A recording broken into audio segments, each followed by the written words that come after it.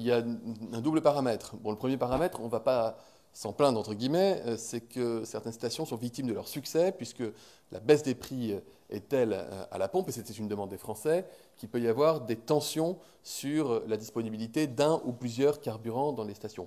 Pour vous donner le chiffre que j'ai vérifié avant de vous retrouver, on était à 12% des stations à l'échelle du pays qui rencontrent des difficultés sur au moins un type de carburant, avec des variabilités, puisque dans la région Hauts-de-France, on atteint plus de 30% des stations qui peuvent rencontrer des difficultés. Mais il n'y a pas de pénurie. Ça, c'est un point qui est important. Deuxième paramètre, vous l'avez dit, il y a une grève qui affecte un certain nombre de raffineries, 4 raffineries totales sur 6, ainsi que certains dépôts de carburant qui relèvent de la compagnie. Nous suivons évidemment de très près avec les opérateurs l'évolution de la situation et nous avons été amenés, ça et là, lorsque c'était nécessaire, à avoir recours, à puiser dans les stocks stratégiques pour permettre d'alimenter des stations et permettre donc aux consommateurs d'utiliser leurs véhicules, notamment pour aller travailler ou emmener leurs enfants à l'école.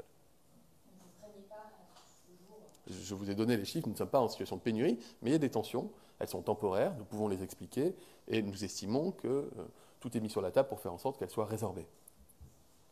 Donc pas d'effet de...